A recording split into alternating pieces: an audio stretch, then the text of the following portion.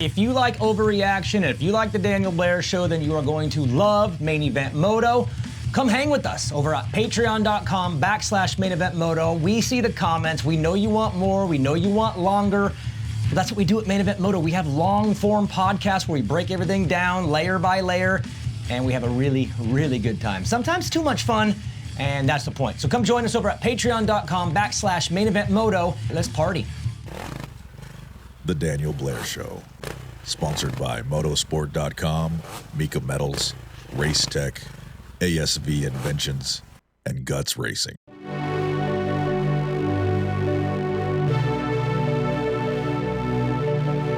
So many storylines leaving Pittsburgh, but there can only be one lead story, and it's Tom Vialle.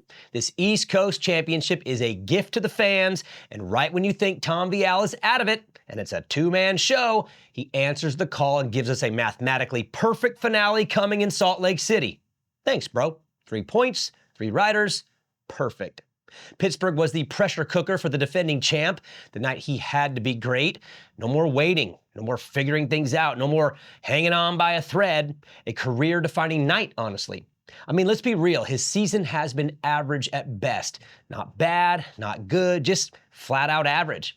And outside of maybe Daytona, he's been invisible. Compare that to the season Seth Hammaker has had, and it's been hard to remember Tom being great at any point this year. And that's not what you want from a defending champ. That's not what you expect from the guy who wears the #1 plate and has his 450 career looming in the distance. But that's why championships aren't won in February and March, they're won in April and May, on nights like this, nights when it's all slipping away and somehow you take it back. Tom was not the favorite to win in Pittsburgh, Seth Hammaker was. Seth has been the heart and the soul of the East Coast Series, the lead story, with RJ Hampshire keeping things honest, while Tom was just there, confusing us.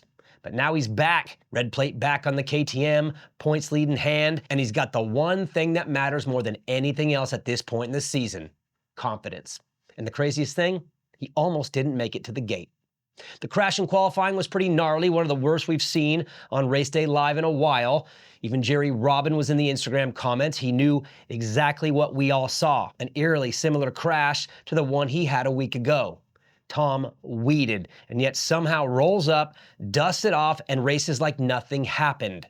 Inches. That's all it was between a title chase and a ride on the mule straight to the hospital. But he proved how tough he is physically, that's obvious. But more than anything, he proved how mentally tough he is. Are we surprised?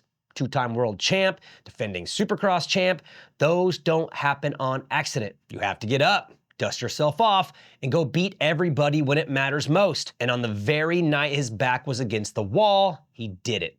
That is all mental. That's the champion winner gene. He was best when it counted. Late in the main event, when the track's blown out, when the adrenaline's worn off, when the arms are pumped, when there's traffic everywhere, and the heart's pounding through your chest, he made the pass. He stayed locked in mentally, and he flat out won. First win of the year. One of the biggest of his career. And now the points tell the story. Tom Vialle leads the championship with 1 round to go. Not by accident, not by luck, because when everything got chaotic, when 250 Racing went nuts, he was cool, calm, and collected. He was at his best, and that's what champions do. They bend, but don't break. Now say what you want about RJ, the sketchiness, the crashes, the close your eyes moments, that dude survives. The crash in the main was actually pretty brutal, but somehow he gets up and only loses 1 spot and keeps going like nothing happened. That's Rick, just part of the gig. He's not shook by it, not rattled, and just like Tom, that's the difference between a racer and a champion, which RJ is. He knew what he had to do. He had to beat Seth to stay alive in the title hunt. But now the job gets harder. Now he's got 2 guys in his way, Vial with the red plate and Hammaker, who now has absolutely nothing to lose. Salt Lake's going to be an all-out war between Seth and the defending champs, and Seth is lucky to still be in this thing too, after 2 incredible saves in the early laps of the main, saves that should have been crashes that would have ended his storybook season. First is a ping-pong ball that should have put him down like 3 times in one straightaway, then the run-in with Tom Hardy Munoz, which almost took him out again. But somehow Seth stayed up, and it was the championship save of the year. If he wins this title, it was that moment that did it. Not the wins in Indy and Jersey, but the incredible save that his mates Hunter and Jet were even surprised he survived. And now he's just 1 point back going into the biggest race of his life, again, with absolutely nothing to lose. And while the East Coast boys take a week off, the West Coast title will possibly be decided in Denver. Hayden Deegan has control of it and would need a Cole Davies disaster and some help with the math to clinch it early. Barring a weird setback or outside variable, he'll get much closer to grabbing his first Supercross title in Salt Lake City. But either way, Cole Davies, Juju Beaumer, Joe Shimoda, and now a healthy Jordan Smith will be fighting for pride, fighting for a win and some big bonus cash. But in all honesty, if we zoom out a little bit, nobody's been dominant this year in 250 racing. Nobody's run the table. It's been parity like we've never seen before, statistically. 12 different winners. Not a single rider on either coast has won more than 2 mains, which is crazy. Hayden and Cole have a shot to grab their third. I'm sure they both know that. Juju would love to win his second main event and grab a little vengeance for a weird second half of the season. And as much as this coast doesn't have the same feeling when it comes to championship points, this one has been more fun and has its own incredible storylines. Bring on Denver. Let the kids in the West duke it out and solve some of their own disputes. Davies versus Deegan in the I won the most mains this season battle. Deegan versus Beaumer in the on and off the bike drama battle of the year. And how about the Davies versus Beaumer out of nowhere, I'm the baddest of the 250 youth and next big thing battle. I mean, don't let championship points fool you. This coast has actually given us the most this season. It's popcorn time. Cooper Webb had to win this race. No choice. No way did he want to give up 3 straight and let Denver and Salt Lake City decide this thing. Pittsburgh was the night, the must-win, and he delivered. Like Tom Vialle in the 250 class, Webb came into Pittsburgh under immense pressure, but for completely different reasons. This wasn't about keeping a championship dream alive. It was about saving it, saving everything he's worked for this season, saving the narrative of Cooper Webb the closer. The 450 class has been a 2-man show for months now. Cooper Webb versus Chase Sexton, 5 wins each. The focus of our attention almost every Saturday night. A battle of grit, speed, and mental warfare, and coming into Pittsburgh, Coop's back was against the wall. Chase worked him in New Jersey, an almost 20-second blowout.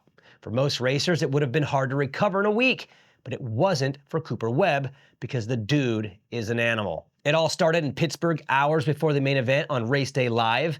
Every practice lap, every time session, they were locked in, fighting for tenths of a second. You could feel it through the screen. Cooper understood the assignment he knew all week. He had to elevate. Chase's raw speed, especially in the whoops, had been too much the week prior. Coop spent the whole week sharpening the sword, finding every bit of fight he had, any inch of speed that he hadn't found yet, and it set the stage for something massive. Everyone watching felt it. Then came the heat races, which brought some weird energy and a little confusion. Chase looked flat, almost like he gave up midway through. I mean, Justin Cooper rode out of his mind, no disrespect to him as he dropped Chase bad, but it was kind of odd to watch. No biggie, just a heat race, nothing too concerning because Coop got beat too by Ken Roxon. But what mattered was the main event. And in the main, we got exactly what we wanted. Cooper Webb versus Chase Sexton, 1 and 2, just like New Jersey. But this week the script was flipped. Last week Chase started first and blew his doors off. This week it was Webb out front, his turn to lead, and there was this strange tension hanging over the entire race. Like everyone was waiting for something big to happen, but it never really did. It was weirdly a quiet race on the surface, but underneath it was a huge answer from Cooper. He executed everything with perfection and Chase had no answer. He started jumping the whoops, something he never does, and honestly, he looked terrible doing it. Even when he jumped them clean, it was off. He was tentative and looked scared in them, overly careful, and it was a huge tactical error. I mean, why did he stop blitzing them? Why did he let his strength become his weakness? I mean, we briefly saw Dylan Ferrandis in them, and he blitzed right through. That was odd, and in my opinion, will add to the list of Chase's baffling moments. Meanwhile, Coop was calm, solid, disciplined. He didn't light the world on fire, but he didn't need to. He didn't force anything, and I'm not 100% sure, but I can't remember a single mistake. This was the response of a champion. 1 week ago, he got humiliated. It would have been so easy to fold, to spiral, to lose faith, but he didn't. That's what makes him special. He doesn't wither. He doesn't break. He fights back. This race was about survival, yes, but it was also about pride, about planting a flag, about telling the world, and especially telling Chase Sexton, This is mine. And he was flawless. I mean, did you ever feel he was going to give that up? I didn't. Chase was going to have to take that from him, and he couldn't. Cooper Webb, that showed up in Pittsburgh, is the guy who wins championships. Not always the fastest guy, never the flashes, but always the strongest, and by far the most stubborn. And now with 2 races left, the points lead is back to 12. It's not over. It is never over in Supercross, but the math is good for Cooper. He needed to win in Pittsburgh, not just to keep the title hopes comfortably in his favor, but to take the soul of the championship back into his corner. And he did. Uppers and downers. Uppers and downers and downers. This week on Uppers and Downers, it's only uppers, and of course, it's Club MX. I mean, what am I supposed to say? The boys crushed it.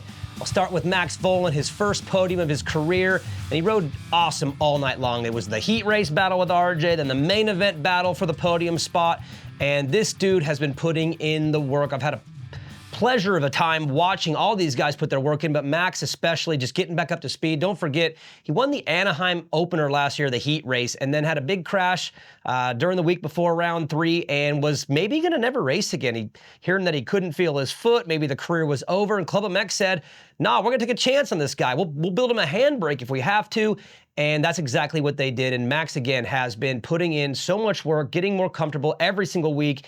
And to get that podium on the last final East-only race of the year was big for him. Congratulations, Max and Talon. Super happy for you guys. And Alexander Fedorstov, this kid wins the SMX Next Championship, and he has had a couple of these races this year that he could have won. One at Daytona, which was not his fault, had an issue with the rear tire, and then one at Birmingham, which he got a little anxious and he crashed, but he's been working it out every single week, putting in his laps, putting in his work, and he went into Pittsburgh with the idea that, hey, if I win, good. If not, whatever. The kid's got a pretty good attitude when it comes to his success and his failures, and this one just clicked absolutely perfect. He got out front, rode a solid race, big fist pump over the finish line, and he wins the SMX Next Championship. Congratulations to Alex. And a shout out to Jessen Turner. He was running second in the SMX Next Championship main event. He did have a crash, but he still got up and got 6th. And I'll just tell you right now, he's probably going to win some of these things next year. That's pretty easy to see. And how about Devin Simonson? His second race back after injury, gets another top 10 finish. That's back-to-back top 10s. And I am just on a complete upper because I get to be with these kids all during the week, watch them work, watch them live their dreams, and they are living them, and especially on Saturday nights when all the pressure's on, they have elevated. So congratulations to Max, to Alex, to Devin, and to Jessen. Good job, and I will see y'all this week at the track. Back to work.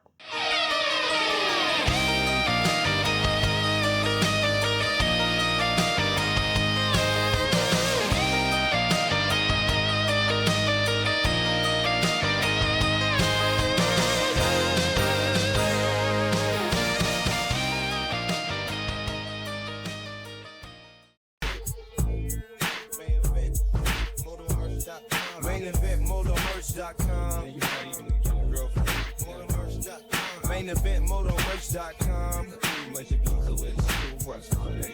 MainEventMotoMerch.com. MainEventMotoMerch.com.